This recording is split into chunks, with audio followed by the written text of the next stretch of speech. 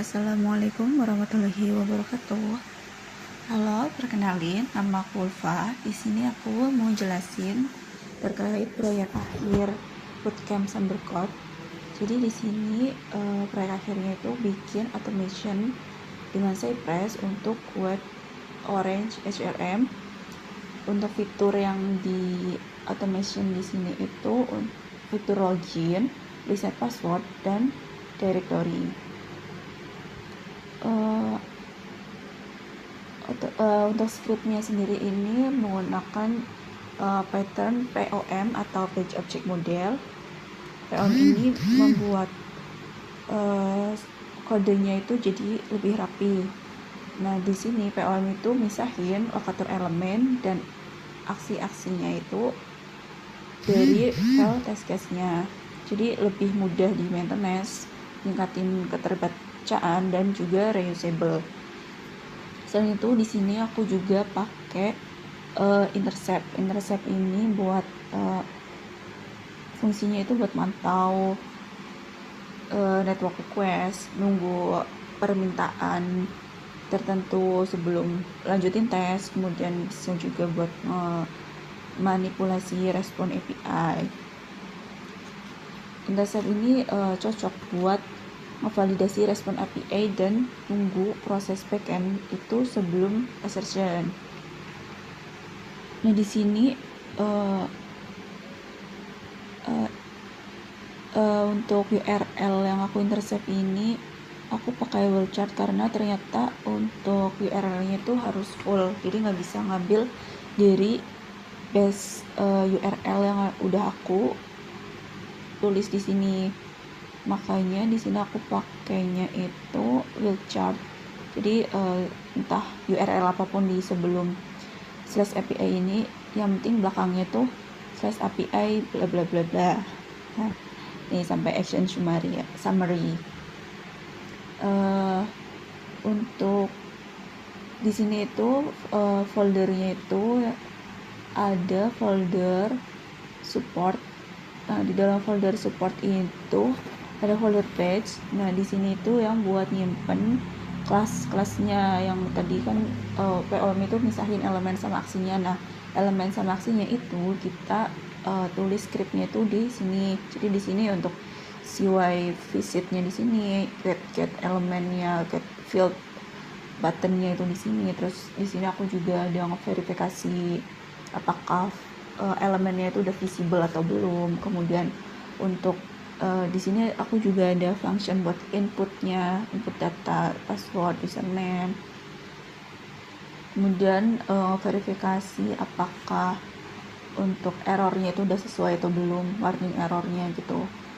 Kemudian judulnya udah sesuai atau belum. Kemudian memverifikasi juga apakah loginnya itu udah sukses atau belum dengan memeriksa URL-nya. Kemudian di sini ada folder fixtures.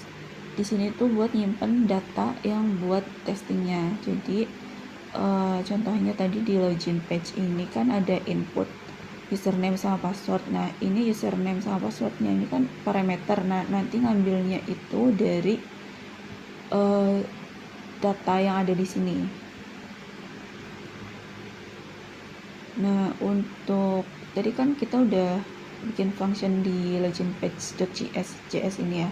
Nah, gimana makainya itu di sini kita import dulu kelasnya. Kemudian kita import juga datanya karena kan datanya akan dipakai di file test case-nya di sini. Nah, ini contohnya. Ini tadi input username kan diisi dengan parameter. Nah, parameternya ini ngambil dari file yang di login data di sini.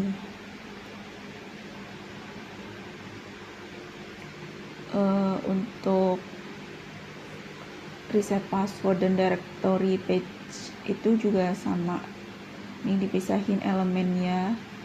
Kemudian di sini baru kita tulis test case-nya dan panggil elemen dan fungsi-fungsi yang tadi udah dibuat di kelas yang ada di sini.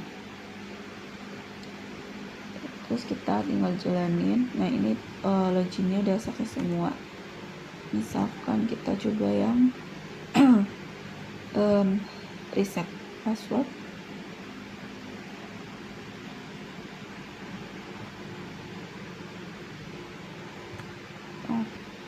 Ini karena ini ada only ya, makanya tadi yang jalan itu cuma test case yang ini aja. Misalkan kita hapus.